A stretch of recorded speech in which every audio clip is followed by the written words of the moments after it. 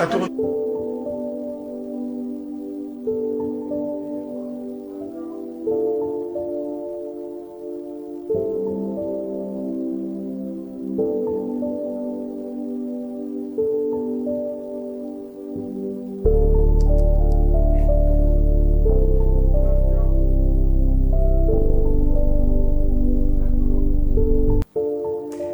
Mesdemoiselles et Messieurs, bonjour, bienvenue à ce nouveau numéro de Face aux médias décryptés des fonds en comble, les questions de l'heure. Tel est le sens même de cette émission, fidèles téléspectateurs. Vous nous suivez à Kinshasa, capitale de la République démocratique du Congo, à Brazzaville. Vous nous suivez de par le monde via Perfect Télévision. Vous nous suivrez sur Nyota Télévision. Vous nous suivrez sur Julia Télévision, sur PS Télévision. Vous nous suivez sur YouTube, Peter Tiani RDC.tv, sur la Lyon Télévision. Toutes ces plateformes, tous ces médias, vous êtes en train de nous suivre. Nous sommes très heureux, fidèles téléspectateurs. Premier numéro de cette année. Nous allons ainsi décrypter des questions de l'heure. J'ai un petit pas seul sur ce plateau. Je veux co-animer ou co-présenter cette émission. Moi, c'est Peter Tiani avec des éminents confrères avec moi qui font la pluie et le beau temps aujourd'hui, qui ont pignon sur rue, qui sont très suivis, qui vont en découdre avec l'invité aujourd'hui. Elle est juste à ma droite, l'inébranlable, l'imbattable, la lionne. J'accueille avec vous et accueille avec moi Paulette Kimuntu Kimpiopo. Bonjour, bienvenue. Merci. Très heureuse d'être là. Ça va, Popo? Oh, Dieu nous garde. Très bien. Et à part Paulette Kimuntu, lui, on l'appelle Papa Sentinelle. C'est-à-dire que si tu ne passes pas par lui, si tu ne réponds pas à ces questions, le peuple ne te suit pas. Il diffuse sur PS Télévision. Flavien Roussaki, bonjour, bienvenue. Merci Peter, merci aussi pour l'honneur. Nous allons recevoir un grand invité ce soir. Je pense que les Congolais vont avoir des nouvelles par rapport à l'actualité. L'émission bilingue, l'émission à la française, à la lingala, pique ya français. Maman, bon, na lingala. Tata, papa Sentinelle, bon, na lingala. Vous l'avez vu en train de faire son entrée, depuis le bas jusqu'ici dans nos studios. Lui, c'est le président du SCODE, le bâtonnier Mouyambo, qu'on appelle par ses intimes et même ses partisans militants affectueusement les bulldozers du Katanga. Bâtonnier, bonjour, bienvenue. Bonjour Peter.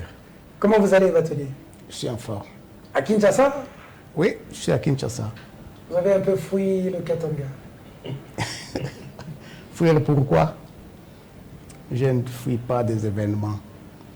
Je combats les événements. Maintenant, comment va Félix Tshisekedi?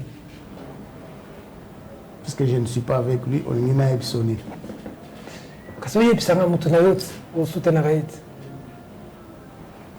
Est-ce que dans la langue ni po la lingala? Ah. Vous avez déjà la lingala? Je ne connais pas comment il va. Et Tunanga, comment je me comporte. Et puis, les Katanga va, la République démocratique du Congo, n'a pas ma réponse. Je soutenir le gouvernement peut dire que le gouvernement. Mais aux autres, on a barafa la question. Mais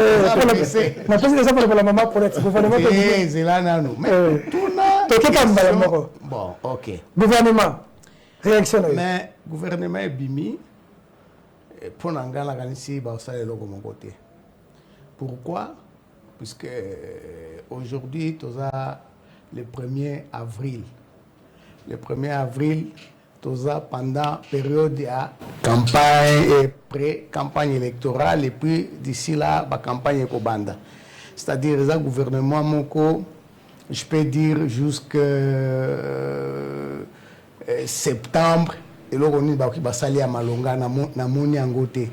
Il fallait même pas qu'on change gouvernement to ba sama 2, il fallait qu'on tika kaka boana basi ça ba programme na bango et ça devait être ça. Mais dire qu'ils vont faire quelque chose, il y a makasi, je ne vois pas. Il n'y aura rien, il n'y aura pas de changement. Nakanisi bouti Olanda ba indice économique ba prix au matin dollar ezomata biloko nyonso ezomata alors baosala miracle nini problème eza te mbongo eza na bakese te ils ont presque tout vidé baoloba toza na bitumba mais eloko moko eza te je ne vois pas eloko nini baosala miracle nini baosala. Paulette. Bonjour, monsieur Mouyambo. Bonjour, maman. Sengo mingi ya kozana. Yo ngara ngatuna autour du poté. Nakemba mo na loi Tchani. Nakemba moko. Pour à répondre na gouvernement. Likambo ezo ningisa na ko mona ba image même na katanga partout bato ba côté là. Tant na moni l'opposition na oyange ya différent. Yo a métis. Ngana na mutu moito. Mais bato ba koloba. Pona nini? Bino ba métis boko telemele yango. Mais yo moko en tant que métis. Po to yambara ba métis mingi te hein. Mais surtout aux humains il faut tout na ce qu'ils ressentent vraiment. Est-ce que vous avez se sentir le sous-congolais? Donc congolais en dambo, est-ce que vous allez marginaliser, discriminer? To ezali loi au bato bazoloba neti bisika nyoso même les États-Unis, bazali na droit ko verrouiller présidence na bango pe basala yango. Sikoyo bino boza ko se sentir ndenge nini? Pona yo loi wana proposition loi Tchani wana ezali pe malamu na ngonga oyo. Na ningi pe no ka sentiment ya moto oyo azali métis, bana mboka ba comprendre. Maman Paulette, merci mingi. Yondozo loba loi otiena kombo a moto. Et y a confusion. Zelate, otuni mituna kokatanga te tika loba. OK.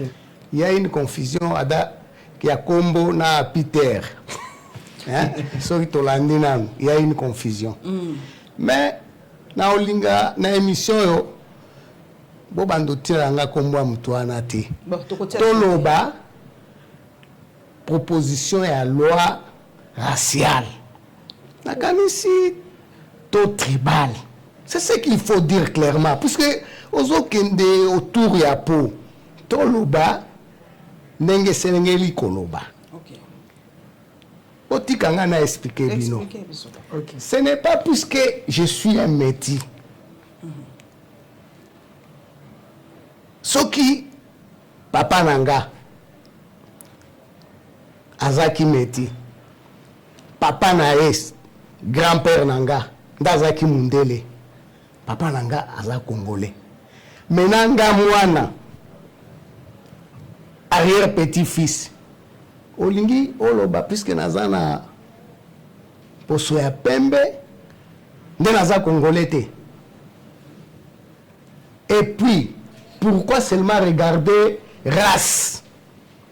Puisque soki totali zinga ya Congo mobimba.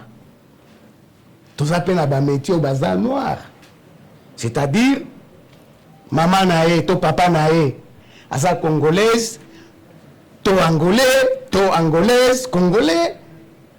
Vous comprenez ndengwana? Pourquoi on ne veut pas parler de ça? Mais le problème avec Oyo, Aoutako Bimisa Makambo ya loi wana raciale, il a des problèmes dans sa tête. Ouais, Tchani. Dans la lobby, Bisoto otanga na biso. bolingi, mais moi c'est une loi raciale. Puisque Nakoeb Sabino, à la fin, ce que je vais faire avec lui. Comment menace? Ils ont menacé, ils ont droit nanga. Maman Paulette a eu nanga très bien ma question. Il faudrait que chacun de nous puisse répondre de ses actes. Tu as des problèmes, yomoko dans ta tête. Tu as des problèmes financiers. Oko Luka, lui Michel na Belgique. Tienga en contact na Moïse. Moïse Aboui. Lui, Michel a insisté. Finalement, il a ambillé. Oh, Salisanga, Ndenge Nazaka Sahin, n'a détruire Papa Félix, n'a pas élection. Oh, il y a 2000. Quand Papa Tshisekedi Azaki n'a candidat. 2011. 2011. Moïse Aboui. Abi na kota na geno anate. Bon. na okaka sangoana na banda okanisa eza blague. Le monsieur lui-même m'appelle. Nga banda oyebate azakana ndakute. On a anonyme parce qu'il faut tout faire. Oh wapi. Mais on est en 2011 avant l'élection 2011. D'accord. Maintenant oyo na lingina loba. Voilà. To créa qui groupe moko to bengi Vision 2023. Avant de créer groupe wana, ye moko abenginga. Na ebite azwaki numéro nanga wapi. Abenginga nazana ba témoin ka banda we bate afanda kana hôtel azana ndakute.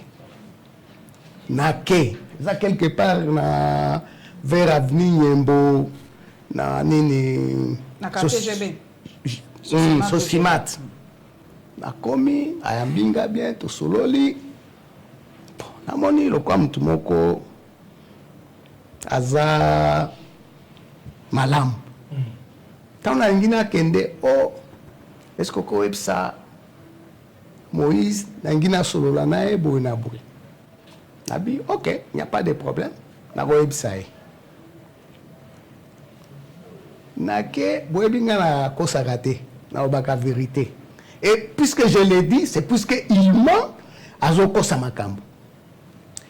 Dans la Lubumbashi, Moïse Abenginga, to sololi nae, nabi na ingina monayo. Na komo nae. Nepsi nabi, chani alobi abenga kuna téléphone, ou ambaka ete, boe na boe, boe la nae nini. Ndina oe ba makambo, ya 2011. Nabi, makambo ezaki ndenge wana quelque temps nazongi na kin makambo 2011 ezaki nini na utoloba te ozolanda te OK ça nazongi na kin na réunion na epsi chani na obi epsaki nga nasolola na ndeko Moïse. Voilà sa réponse aboyi alingité aux alané na contact na monier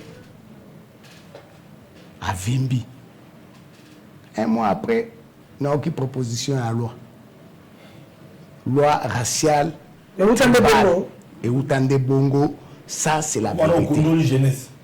Ça c'est la vérité. Et puis to bandi abandi makambo nae ngape na bandi.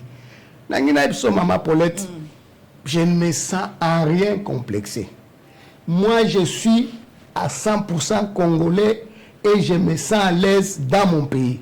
Je vais me battre dans mon pays. Oebi, Banoir américain, Malcolm X, Banani, Martin Luther King, en Afrique du Sud, Steve Biko, Mandela. Mais ils se sont battus. Est-ce que au Kanisa qui est Bangaki Balobake Bazaba sous sud-africain, sous-américain, et ils ont eu gain de cause. Et puis celui qui vient créer du désordre chez nous, Yendaza la nationalité Moussous. Papa n'a même pas été congolais, Moulouba belge. Ah bon? Oui. Américain. Tata n'est Moulouba belge. Tata nae Moulouba belge. Atinda moi aux États-Unis, moi dans nationalité américaine. Oyoki. Mais vous ne pouvez pas venir chez nous. Oya ngulu boye okanisi okoyana baide nao patondi mayo. Mais dis-moi, comparé bisonde balobaka na nini ba meti Mama Paulette ezala Papa Kengo Endundu Olivier Moïse Bombo les Bissonyoso par rapport à ces messieurs il a représenté Nini. Il n'a même pas de travailleurs. Azalanda Kouté, il n'a rien même dans son village. Mais Sogotali, Papa Kengo, on ne peut même pas comparer Papa Kengo Nae, et ainsi de suite. Moïse n'en parlons même pas. Moi, je ne sais pas. Au Sokomana Lubumbashi, Peter Aebi, ce que je suis, ce que je représente. Même pas en termes de popularité, même en termes de richesse. Comment moi je peux avoir peur d'un individu pareil et Kolobake, je me sens sous, jamais de la vie. Mais on va se battre.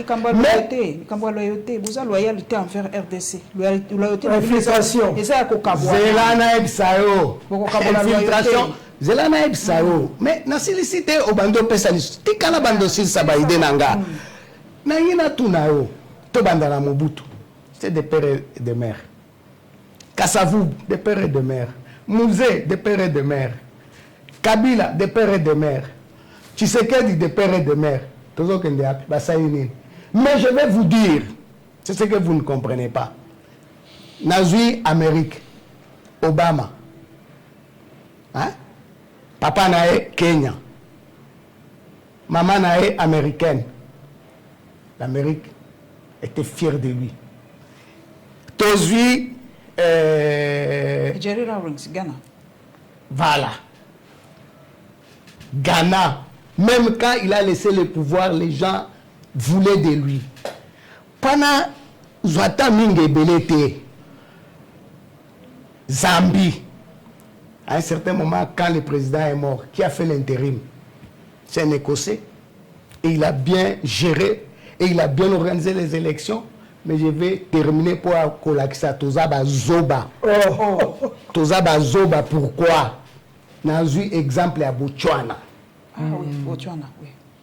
Botswana, le premier président après l'indépendance. Moi, Sinae, Azaki, anglaise. Baboti Mwana. Après, Mwana Ana Aokoma, président de la République. Mwana Ana Ayo Bongisa, Botswana. Nanini na diamant.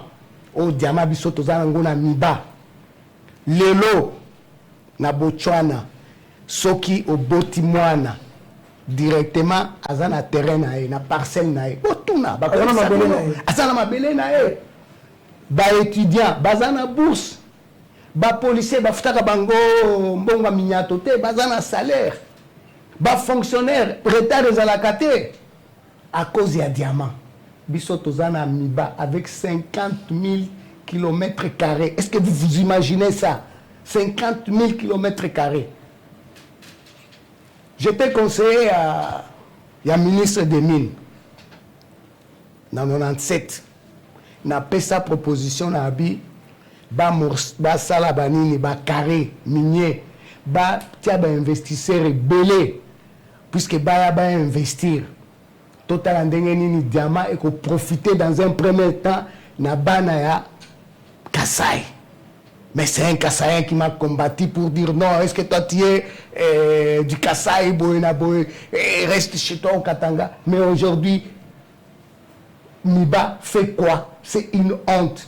Moi, Mouyambo, si j'étais à leur place, Nanga Kina Tia, Maël Nanga Nyos, pour la relever Miba.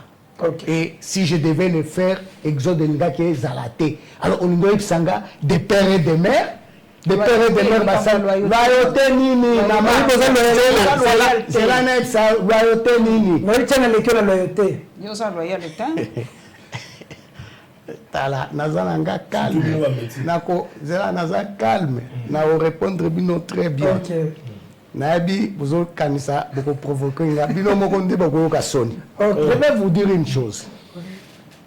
Nabi te problème à loyauté bozoloba. Mais si c'est lui qui a proposé la loi raciale ou tribale, il était loyal. Anika qui a zoa bunduki, a commis commandant na Est. Mais Mamadou, tu veux me dire qui est parmi Bangoana?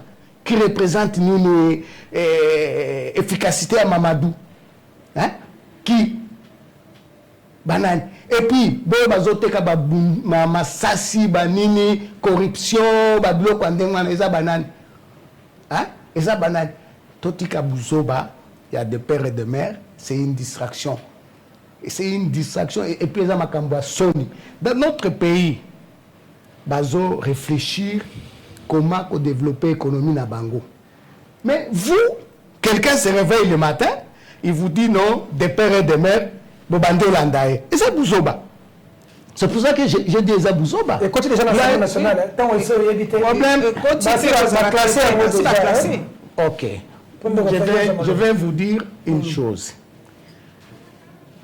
Bako Tisango. Jour, bako programme ango. Bako mona ndenge nini, bako lamuka.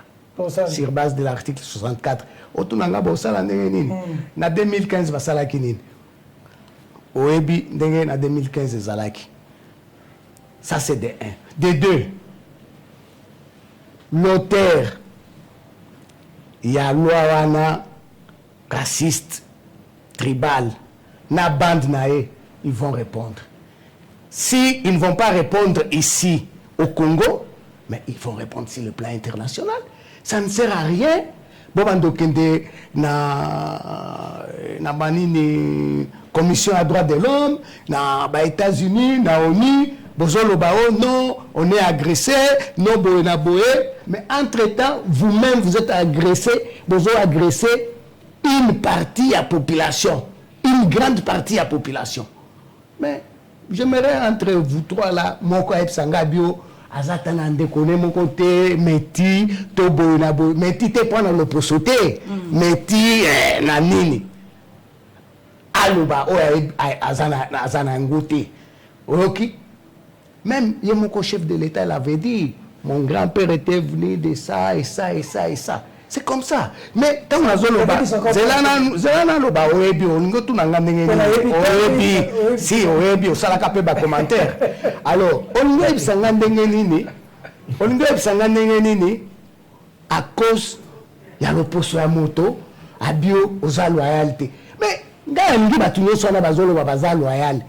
Na ingaki na beta na pesa bango merci et puis na bina tikeli bino Congo bazwa ba kende na nini na est ba komi na est loko ba rambo ba bando bunda mais oso fandi na moi studio na yo na moi chambre na yo ozata na ndaku te ozana jardin te oh non de père et de mère et puis ils ont quelle nationalité? C'est eux qui ne sont même pas des Congolais. En quoi ils sont loyaux? Ils vont faire quoi? Mais le problème, si on comprend bien, l'un ou l'autre, Nabawana, Bazo Luka, de quelle manière, Bazo à moi, pouvoir mouquer. Mais c'est une façon malhonnête de le faire. Il ne faut pas, au moins, ce que je vais dire, l'ignorance tue. Et il vous appartient à vous aussi des journalistes, Bomeko, et des populations. J'ai été très ému. À Rolanda, Maman Moko, la télévision, Babandoutunae, Mobaline, Aza, à quelle localité, quelle province, Babilo Kwandengwana. Même le journaliste qui lui a posé cette question. Il devait... Oui, c'est humiliant, oui, il faut se gêner. Mais Maman Paulette, moi, je te connais, je te respecte, je te dis tantôt, je te lis sur Twitter. Mais je pense que ça, c'est limite là. Est-ce que moi, je vais commencer à te demander, Babota et Wapi, Maman Naonani, Tata Naonani. Est-ce que vous pensez que c'est ça développer le pays? Tozongi Sima. Tozongi Sima, na 1900, Soki 40, Soki 38. Mais ce que nous devons faire, c'est quoi? Nous avons des problèmes. Tous un problème là quoi mutu. Problème nini, bazoe la nini, problème mutu api, voilà. Économie lelo ezamabe. Tout ça la nini, c'est comme ça que ailleurs bazo réfléchir. Mais bisoté, médisance, il faut freiner les autres, babilo kwandengwana. Et puis là où il y a racisme, tribalisme, économie, pourquoi? Ça la loi pas pour un individu. On ne fait pas une loi pour un individu. C'est ce que vous ne comprenez pas. Moi, je pensais que Congo, tous les intellectuels, quand on fait une loi, c'est pour tout le monde, c'est pour l'intérêt général. Maintenant, qui la loi a proposé loi, Nabi, ça cause à Peter. Trop freiner Peter. Non, ça n'existe pas. Loi Sengeli, elle a la pona batunyonso. Et puis, deuxièmement, Luango, ils ont violé la Constitution. Mais ce qu'ils ont violé la Constitution, Mais pourquoi même bureau et assemblée, je pense qu'il y a des juristes. C'est pratiquement impossible. Hein? C'est-à-dire vous-même, vous avez violé la Constitution. Et puis, 3, n'habitez ce qui la déclaration universelle contre universelle des droits de l'homme et puis contre la discrimination. On interdit à un État de faire l'apologie, c'est-à-dire propagande. Il y a loi discriminatoire, racisme. Mais s'ils le font, non pas seulement ils auront des problèmes avec les Congolais, ils auront des problèmes avec la communauté internationale. Ça s'est joué. Voilà, mon amboka Jean-Claude Oyambo, mais c'est un homme qui a été. À Congoma, les Sénégalais vont comprendre bien. Tout le monde vous allez colorer avec beaucoup d'émotion. Pendant que le Parlement de Copité a rappelé qu'ils ont déjà la mise à député. Na ko rappeler les choses bateau parce qu'ils n'ont sacré na usaï na kati. Boy bateau pour pesa la muka mu Congo, otika Fayulu, Burkina yo Moïse Katumbi, Burkina ko rejoindre l'économie de Félix Tshisekedi. Moi je suis moi au niveau. En tout cas, je regrette tout d'abord Epsanga Obi Nazoloba avec émotion. Nazoloba avec droiture. Je suis un homme de droit. Oyoki. To kotaki na union sacrée. Puisque c'est là na lobate, mais c'est ça le problème. Na si na nous kolobate.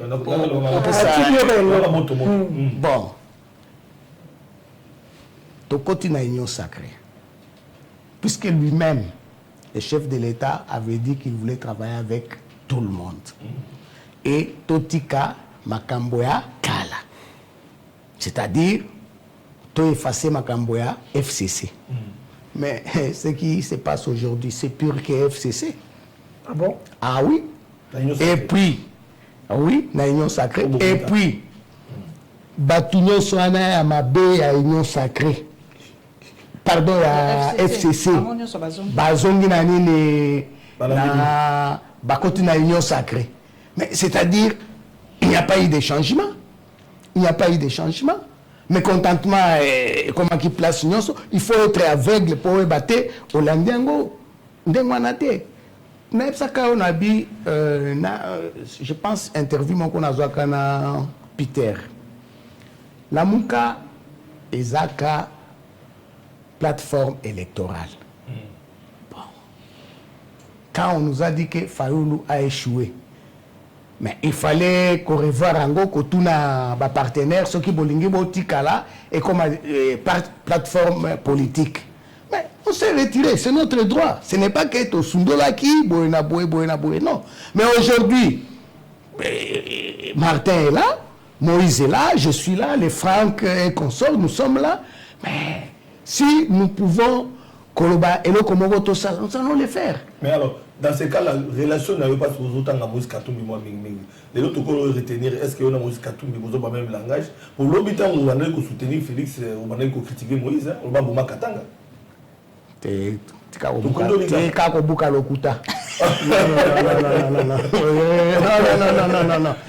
faut pas dire Félix. Non, il ne faut pas dire non. Vous êtes journaliste. Vous êtes journaliste. Il faut être correct et juste et savoir poser des bonnes questions. Coco Selangate. Vous savez Félix, c'est ça le côté. Au commis avocat non, les problèmes, vous devez savoir dire la vérité. Ok, au bout qui le coûta, au aussi. Exactement, tout le coûta. Félix Toté. Mais Nazakina Félix, c'est le beau mais la Sina Lobby, vous avez une réponse, Nazana été. Ningo kama nini na kama yebita na Peter ningo kama nini ti kama kambwana na siboebi déjà réponse nanga la Katumbi rapprochement des pères et des mères de 5-6 millions d'habitants même makamuzani na mesa na assemblée nationale ba député mais tant bazo finga biso bazo finga ngai na Katumbi to bazo finga batunyoso mais pourquoi on ndolo bakaka na Katumbi mais na tuni bino soki botangi na nkombo Katumbi te okanisoza célébrité. Mais pourquoi? Mais tout le monde, et puis la Nina Epsao. Tant bazo finga ba métier. Mais yo so qui bazo finga ba métier à Kasai. On go Epsanga na Kasai. Ah oui, bangote. Alors ça c'est la Destine Kazadi. Na tangi komba mututé. Voilà. Donc alors mutu alors mais bande ko yo sacré wana au format qui bino bolongwe utiki bango. Bango ne baza ba député wana ata bo ba musu ba utiki banda ba koti. Mais bazala bango kuna bango ne ba ko landela biloko wana kuna na Assemblée nationale. Pe ba ko voter koleka bokolo baboni. Et koleka te. Wana ndeyo na makanisi na yo na ya bango et koleka te. Ça ne va pas passer. Dans la vie, il faut laisser quelqu'un rêver. C'est son droit le plus légitime. Et koleka te. Mais quand ils seront poursuivis, chacun, selon Baat Nae, là ils vont se réveiller. Ça sera déjà trop tard. Hein? Il y aura des poursuites. Ah, on les a Maël Nabiso. Ah, on les a une stratégie. Ah oui, ça Maël Nabiso. Alors, Batole Mouyambo, nous tout le monde est bien lobby. Aza bon, moi n'attends les états de sur le téléphone.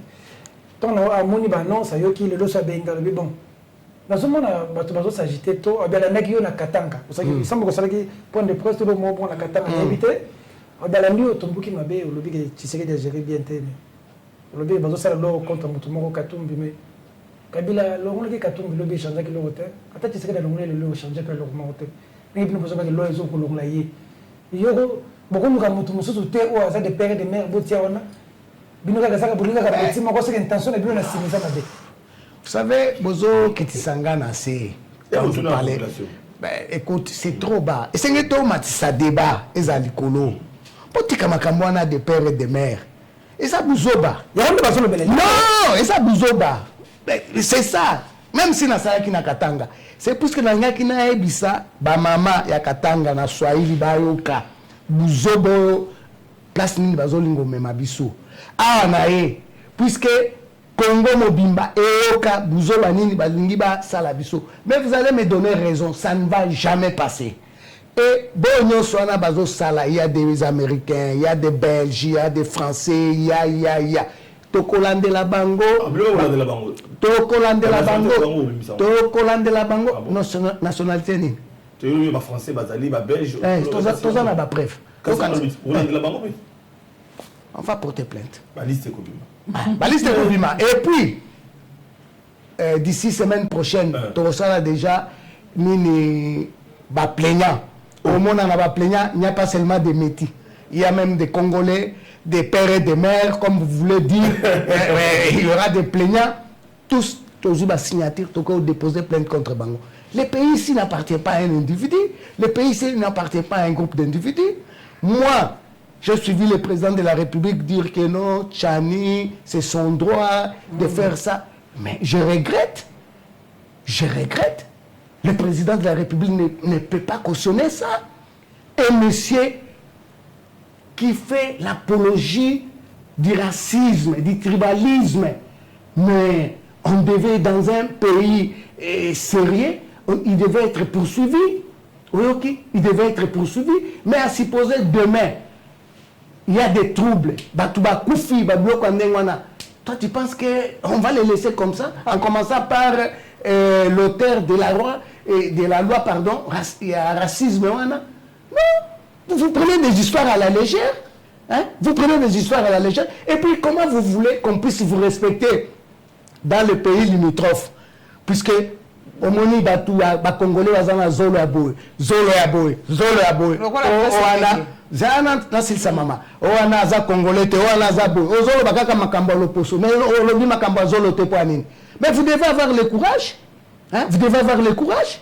C'est une honte. Et on passe 4 ans dans makambo buzoba nongwana. Et vous pensez que ceux qui battent le deuxième mandat, vous allez faire quoi? Mais ce que vous avez fait dans moins de 5 ans, vous malmenez vos propres frères et ceux qui battent sous 5 ans, non, ce pays n'appartient pas à un groupe d'individus, à une famille. Moi, je dis N-O-N. Et nous allons nous battre, pas seulement moi, avec les autres, nous allons nous battre pour qu'il y ait un état de droit. Oui, pas constitution et Zalandeng et Zalaki. Bitumbezaki Namboko, on a habité Soki, Fabien Ebi. Et ils sont allés trouver un compromis à niveau à Sun City. Moi, j'ai fait des voyages, 3 fois voyages dans Sun City. Je voyais comment... pas Toluca Kina. Et puis, un type qui n'était même pas là, il a eu des problèmes, il y a Job Nae, aux États-Unis, il a eu des problèmes avec la justice. Tika Nanuna Sili, sa papa, sans avocat Nae, il était trompé aujourd'hui. Alors, est-ce que nous avons Mutu? Nous avons Mutu, nous avons Nan. Pourquoi nous avons comme ça? Nous avons Mutu Moko. Nous avons Mutu. Nous avons Job. Nous avons lobby. Mutuboe, Songolo, Azana Jobte. Hein? Alors, il vient, il commence à vous distraire. On va locataire à Kinshasa. La GB. Papa Nanga, mais surtout aux unités cas, par exemple, il y a Mwanga Chouchou. Ouais. Balobi, bon, c'est vrai, mais infiltration, vous allez penser que c'est réel. Tomata, kita, toboya, te, ils appellent que c'est réel.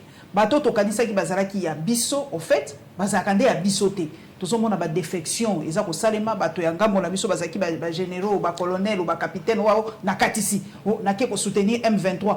Ya on ba namboko albi, tout dépassionné débat total anan.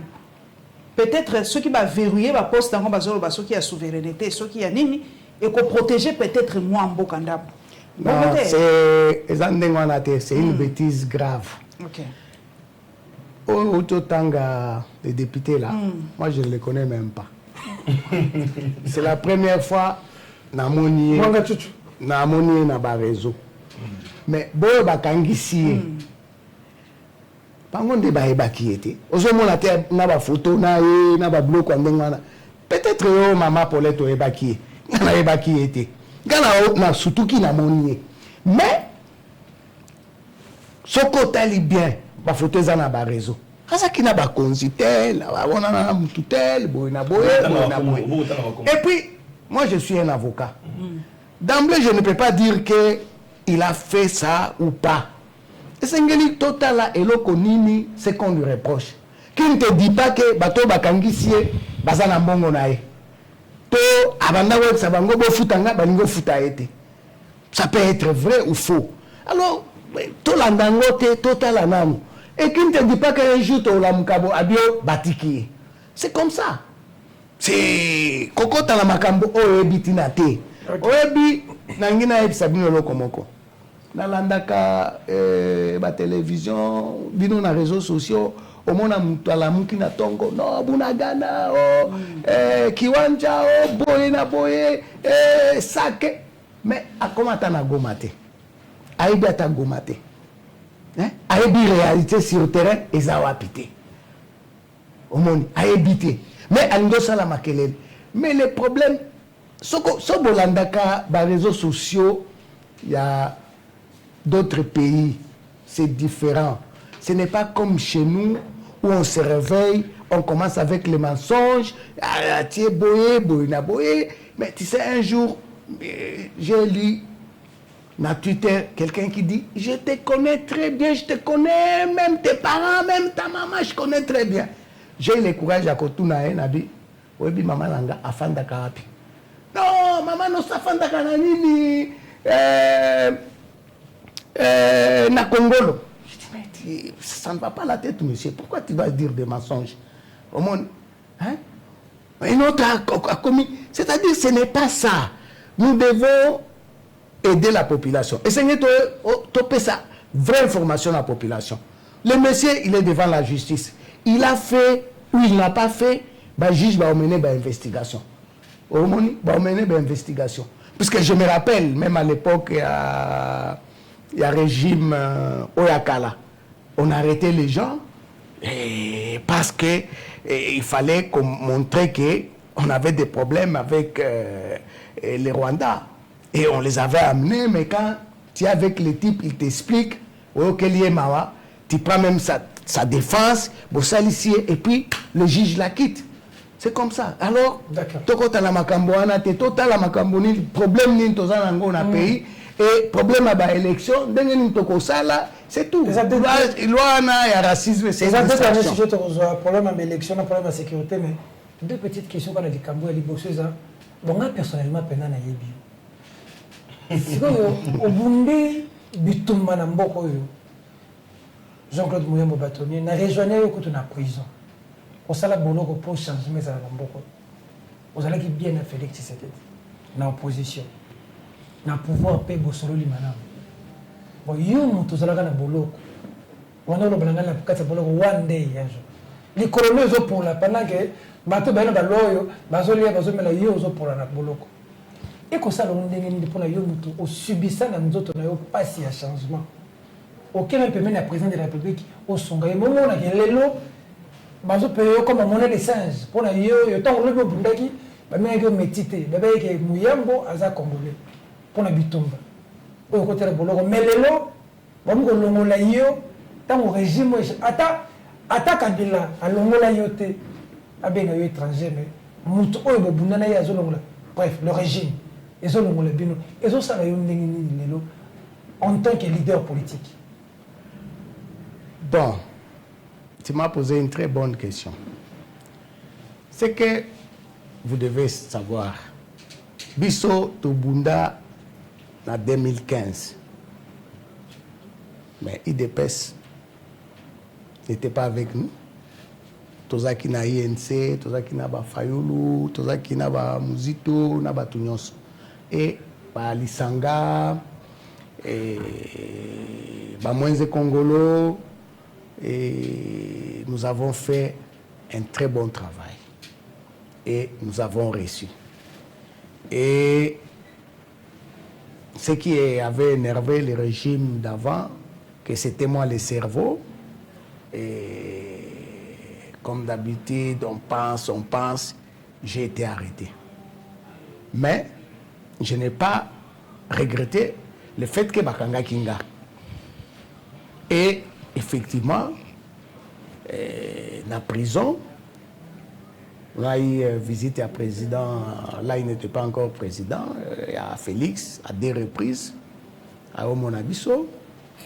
C'était réconfort, à Zakina Baïde Moko, génial. Oh, Yakoloba, le peuple d'abord.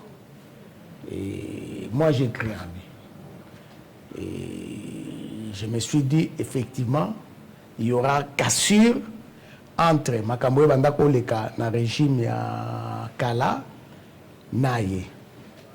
Effectivement, il a bien commencé. Très bien commencé. Une année, et puis, tout le monde dit, changement, bon. La dernière fois, on était à Lubumbashi, nous avons parlé. Bisoto Lobaka. Il y a ça et ça et ça, ils ont tambolaté, au Mekota, la Nenini, Kobongisa Makambo, Pato Kende Liboso. Le président, il écoute. Mais ce qui est vrai, le président aussi, il est fort pris. Et c'est que là, on a conseillé, on a dit, président, au Bosanaki Makambo Boye, et c'est que tout ça, la Boye. Mais on a vu que la situation est empirée. Et puis, tout le monde a parti nae, Tilelo, il ne se comporte pas comme Batubazan à pouvoir. Il continue à se comporter comme les gens qui sont dans l'opposition. Kofinga, Kobundana Batu, Babilo Kwandengwana, mais ça ne fait pas du bien. Bon, tu vois, par exemple, Lélo, quand on nous insulte, mais c'est un type qui a insulté Abandako Lobanaebi, on l'a même arrêté, il était à Makala, Babimissie, mais il est dit encore. Mais si nous avons un gouvernement sérieux, mais on devait encore l'arrêter, c'est un récidiviste, comme on dit en droit, Bazongi le sous na boloko, mais Batikié. Ce qui est batikié, problème exact, il faut journée pour récupérer. Voilà, il n'y a pas de problème, c'est Yemoko Aebi qui il est. Au Calice, moi je veux me fâcher. Quand je ne suis pas, c'est que je ne le suis pas.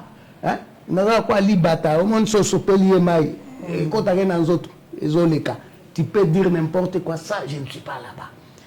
Alors, quand Bato a parti dans Bazo Finga, il n'y a pas de réaction. Mais comment vous voulez qu'on puisse vous faire confiance?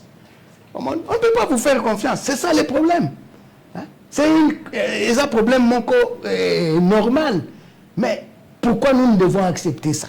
Yo somona na Congo Brazzaville tozo finga na lokwa mde ba finga tozo finga na osomona na Angola tozo finga na lokwa tozo finga jamais de la vie. Jamais de la vie. Et c'est comme ça que nous devons être forts. J'ai beaucoup aimé avant na l'émission na Bino. Na lundi ba réaction na Sud Kivu, na Nord Kivu, na Kinshasa, place nyonso, Kolwezi na Utolanda, na Kolwezi place nyonso. Ba meka, Tchani va regretter puisqu'il sera responsable, il y a bloqué Koya. Papa nanga otangi pe tokota na volet yango ya insécurité pour ça sécurité insécurité mais loko ni ezoli kana katanga tokola mukala tongo bibembe na kwa mutu kutu n'en parlons pas yemoko papa mboso alobi nous ne contrôlons plus le fleuve bazo boma batu na mai même na fleuve donc c'est même difficile à coller quand même na mai président mboso azolela comment siko mboka ngo ya biso na est na ouest na tozo yebate qu'est-ce d'abord to bana Lubumbashi na grand katanga qu'est-ce qui se passe? Vous savez, j'ai ezama mingi tang bande kona biso bazo boma bango na katanga nazo mona bato ya parti moko o eza bato opposition de bazo sala ndengo na babilo kwa ndengo bato opposition batika ko manipuler bato puisque na katanga à partir à 22h maman Paulette na ganisi na Peter Bozaki na 22h ba barrière eza place nyonso na katanga ba barrière eza place nyonso. Mais yebisanga barrière après eza place nyonso. Ndenge nini na 100 mètres, ton à 200 mètres à barrière beaucoup tabatu basi babomi. Mais et tozo ko expliquer en côté. Omoni massacre auto nabi massacre pourquoi? Puisque ils étaient une vingtaine. Bazo sala ba réunion na bango. Les éléments bien identifiés. Puisque Baye Bibango. Baye fait. Les jeunes gens, ce sont même ingénieurs, comme mon côté. Mais on les a tirés. Et vous pensez que nous allons accepter ça? Non. Je me rappelle à l'époque de Mobutu, il y a eu un seul mort. Yaniti Tumboka. À ce moment-là, il n'y avait même pas la Cour pénale internationale, il n'y avait rien. Mais il y a Essalaka Makele les Bélé. C'est pour vous dire que je dirais que l'État n'existe pas. L'État n'existe pas. Mais oui, puisque quand l'État est incapable, il y a qu'à sécuriser les citoyens à Bango. On y est l'été Zawapi. Na komi na ya maman nani lituna pardon ya maman Paulette makambuzo le kapé na nani na kwa muntu. O zape ba problème ba fleuve bleu kwa ndengwana. Tozan armé. Et puis, problème est où tawapi. Cause tozo ebate. Puisque soki baeba kike makamboza kuna. Botinda service à sécurité ba kende basala tolobaka opération ya ratissage batala banani banguna bazawa pi boina boyo kimezala. Je me rappelle, je ne sais pas si il y a 2 mois ou 3 mois, le chef coutumier le cardinal est allé même là-bas, à Monaki, il a donné des pistes de solutions. Mais pourquoi on ne respecte pas ça? Est-ce que, question qu'on a mis posée, on ne le fait pas? Par là, l'insécurité, l'élection est à la tête. Oh! Ah! Mais oui, puisque moi, c'est la première fois au Canabi, côté à Babandundu kuna mobule zali ngana yokana makambo na te non au moins bino boye sanga ndenge bokoli soki possible problème non au niveau boye toyokate non. Alors moi la moka Jean-Claude mutuna nangai et que na volé à Maponami parce que esengeli te bayete na décembre bande konso ba ozela Maponami to monaki Macron ayaki awa to monaki conférence de presse salé maintenant mon Konzamboka kasi ba congolais ba na mituna ba ko mituna to ngai pe tutu na yo.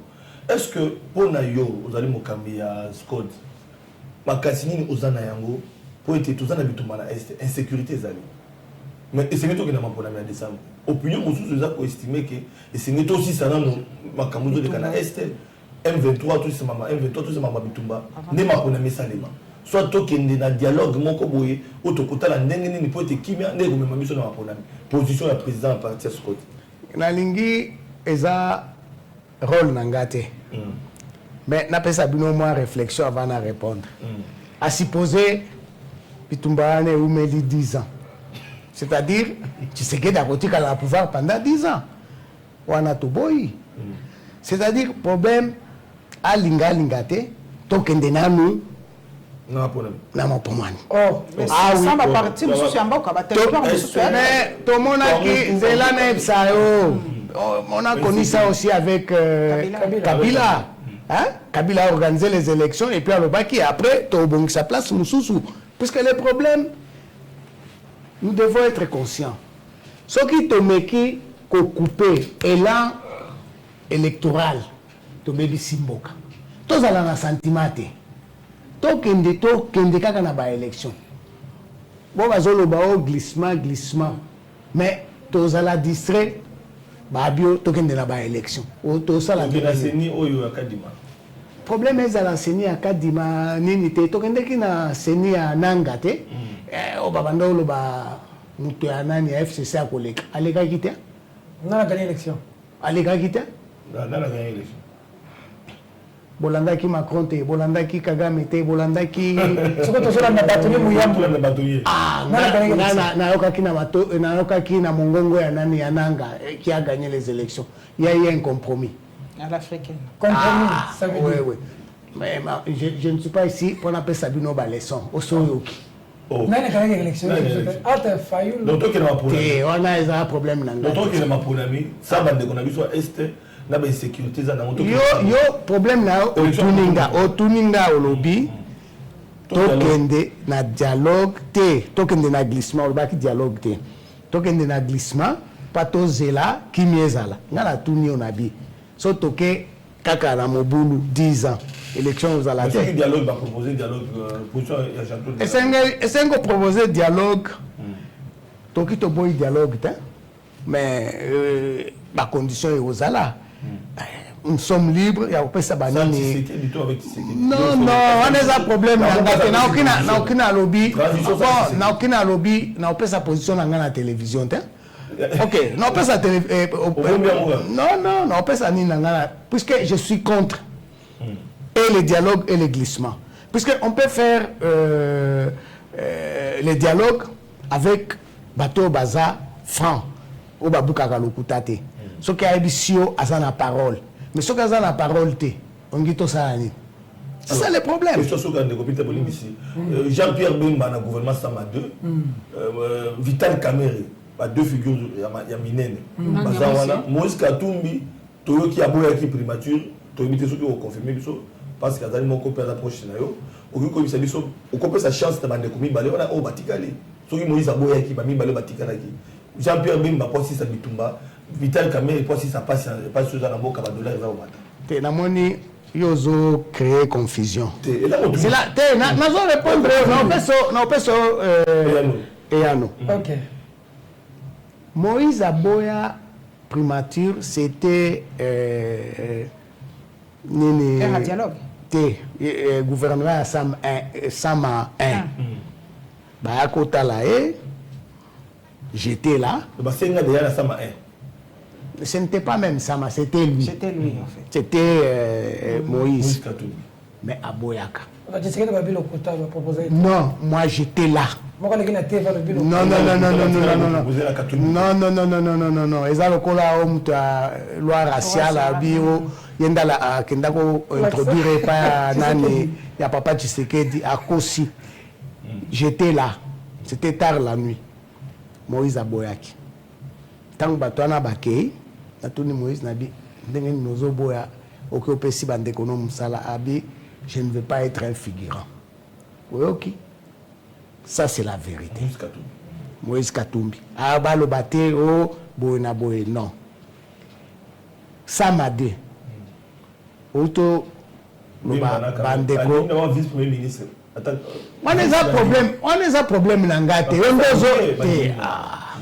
Mais moi je ne fais pas des commentaires. Si Bango va estimer que c'est pour aider la République, c'est pour aider les chefs de l'État. C'est leur droit. On dit na on dit pas ça Mickey. Ça c'est le président. Ça c'est le On dit pas pour ça Mickey président va miti. Et on les a naza la point de vue. Naza la point de vue. Mais même moi on m'a proposé des histoires, j'ai refusé. Non, Nassina lobby. La question Moussous. La question lobby.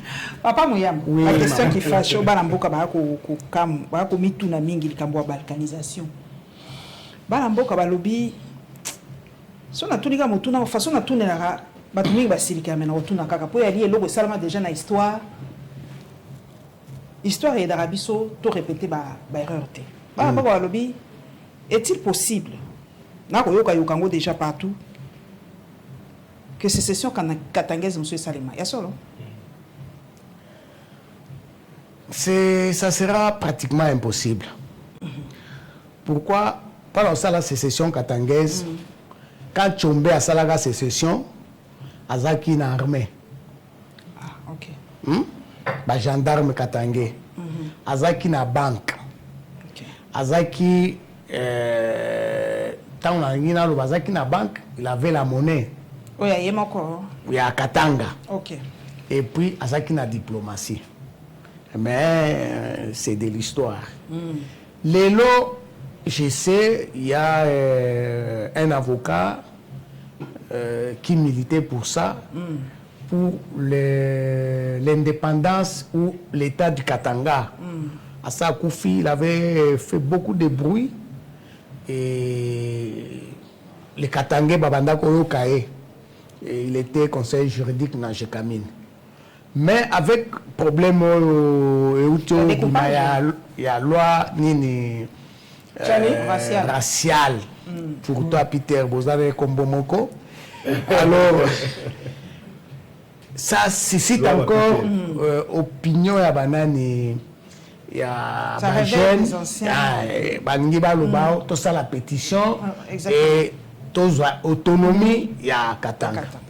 Alors, quand vous parlez à balkanisation, voilà conséquence. Qui crée ça? C'est nous-mêmes. Quand vous venez avec des histoires comme la loi raciale, mais pas tout le monde dit maté. Bon, total là, ce qui on verra comment ça va aller, ça sera grave. À Lubumbashi, il y a des gens, on dit, c'est-à-dire, place de Zokende, Eza Molili. Vous voyez? Et nous devons éviter ça. Nous avons tout fait, nous avons milité pour dire qu'on ne peut pas accepter ça. J'ai discuté avec Peter, peut-être il est timide de me poser cette question, puisque Baba l'avait dit, il m'avait dit même plus d'une fois, à moins que Peter puisse me dire le contraire. Il dit le jour où Tshisekedi va écarter Moïse à la course présidentielle, il va perdre les Katanga. Je ne dis pas la vérité, paix à son âme. Donc, lelo na bato ba na EAC wana bato balobi ba territoire mususu FRDC ezokotate na mutu kolanda kutu muto batanga kape kombote alobi soki kaka FRDC koti na ba territoire o batikeli EAC eza déclaration de guerre. Ya on naza kotuna papa mo ya juriste. Mboka ngo ezali to komi ndenge na RDC avec des territoires occupés ou to benga mboko nini république avec tout ça comprendre parce que il y a tellement lobby muto kota wati. Ce que tu fais, autre temps à comboter. Alobi, oui, Ngoma. Alobi, il est de père et de mère. Ce que tu as dit, oh, il n'y a pas de père. Oui, père de mère. Ça n'est pas de mère. Oui, bagatelle. On apprend à ah, théorie. En tant que juriste, oui. Mboka eza ndengeni, ba territoire wala borbenga ngo nini, eza nini. Comment mboka la biso comme nini? Pour ça ba territoire mususu eza ko échapper en fait na administration ya mboka la biso. Oui. To benga ngo nini? On a ngina lobeza ndengeni. Ça c'est toujours mon point de vue. On ne peut pas résoudre conflit à est na Mandoki. C'est impossible. on doit résoudre le problème à Est par la diplomatie. Tolingate, ça ne m'engage que moi. On ne va pas changer des frontières. Jamais. Nous devons savoir habiter ensemble. Pourquoi Bolingi Boyepsanga, Zambien, Baï Bagabisote. Mais ils nous volent, non? D'ailleurs, plus grave. Angolais, Banani, Tanzanie, les Burundais, Soudan, et ainsi de suite. Même l'Ouganda. Mais il y a moyen de trouver une solution aussi avec les Rwandais. Et on va trouver une solution. Et c'est la diplomatie, il y a ma casse. Mais mon conseil, ça, la diplomatie agissante, ça, les voyages, à solo, et tout ça. Mais aussi, Kagame Balobi a agenda caché. Bon, écoute, moi, je ne vais pas côté un problème à bas sentiment. Vous savez, quand on négocie, il y a Matsaka, Nini, Bachancher, à un certain moment, mais les problèmes réels, effectivement, il faut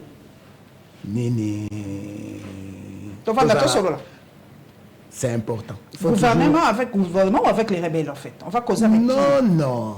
Le problème n'est pas là. On a un problème, ceux qui posent un diplomate, un stratège, Ok. Parce que on dit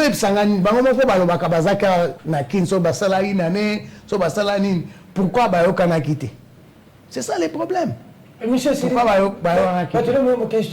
deux petites questions à Soka et Liboso.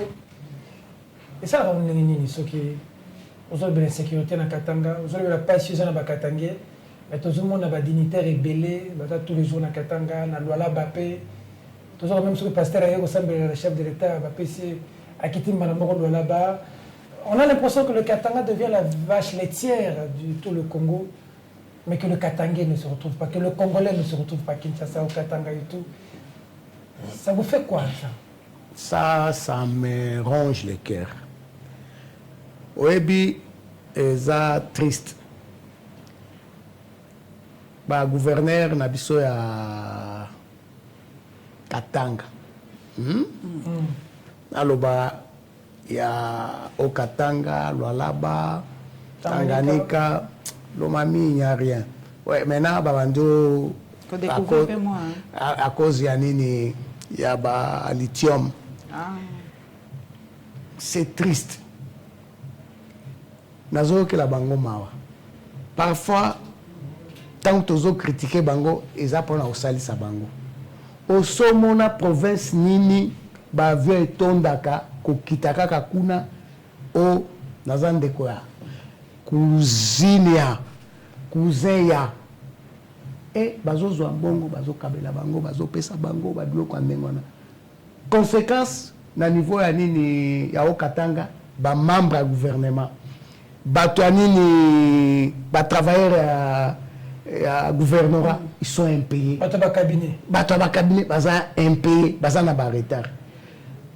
Baebi, babilo kwa ndengwana avec moi, ça ne va pas passer. Okoye bisanganini, yo nani. Nazo mbongo à l'état, na pesa yo. Omoni. Mais, ils ont faiblesse na bango, bon, entre-temps, bango moko pe babim, bon, on n'a pas le choix. Il y a comme ça, la kaka babilo kwa ndengwana, pas tout tika na pouvoir. Mais les jours où tu as na batu, au bail ça va stop. Tu bois ma cambouana, na kanisi ba province on est décoller et entre temps, vous avez la peine un problème il y a na niveau à Kinshasa il y aura même une solution mon comme casse. C'est-à-dire des millions d'argent on est écoutant la caisse à l'État et ils ont côté na poche à batu. Mais ça c'est connu par tout le monde. Et monsieur, c'est les messages qu'on va adresser à la population en général, mais pour ça, adresser ces messages en particulier, en tant que politique et ancien compagnon de l'État, chef de l'État, ce qu'on va adresser, PCC Conseil, les lois Ibsen. Nangina Ibsanga nous bandeko nanga nyoso ba Congolais.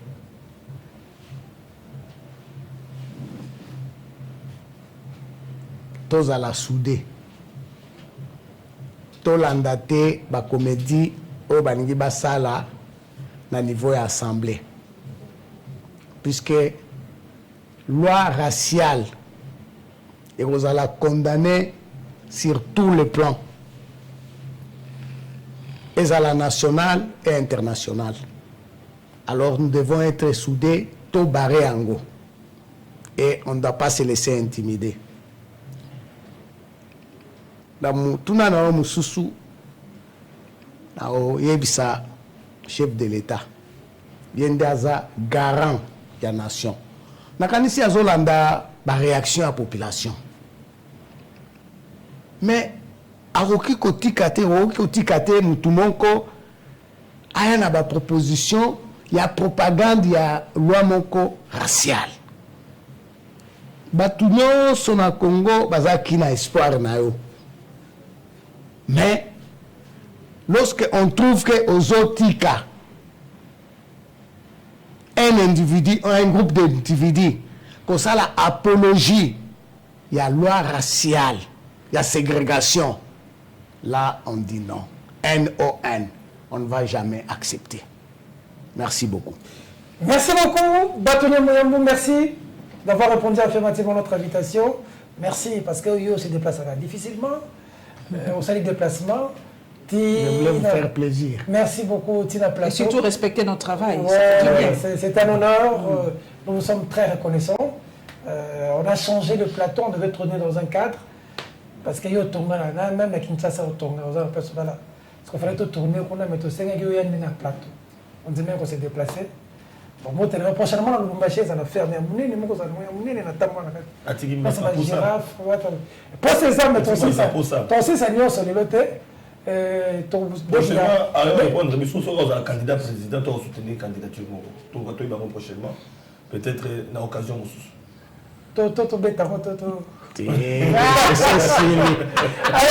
Merci en tout cas pour être Kimuntu. Merci Flavien. Suspense on est candidat président pour soutenir la candidature. Bon, on a exactement sous la part. On est à la part. Il y a girafe. Merci en tout cas à vous. Merci pour la considération et surtout pour tout le combat fait. Il est difficile souvent de reconnaître le mérite des gens quand ils sont en vie. Ouais. Mais je sais ce que vous avez enduré, surtout en prison. Et je sais le moral que vous aviez en prison. Quand vous avez en prison. Oui, et vous le disiez toujours qu'un jour on va se retrouver comme ça sur le plateau. Comme une prophétie. Hein. Voilà, on est là. Allez, merci à vous fidèles téléspectateurs. Toujours croire. Ne jamais désespérer, ne jamais abandonner. Parce que quelle que soit la longueur de la nuit, quel que soit le temps que ça prenne du combat, le soleil finit toujours par luire le matin. Ça arrive toujours. Il est sombre un jour et la journée arrive. Peu importe le temps que ça prenne. N'oubliez pas que le peuple gagne toujours. Mesdames, Mesdemoiselles et Messieurs, cette émission est terminée. Au revoir. Au revoir. Merci beaucoup, Bâtonnier.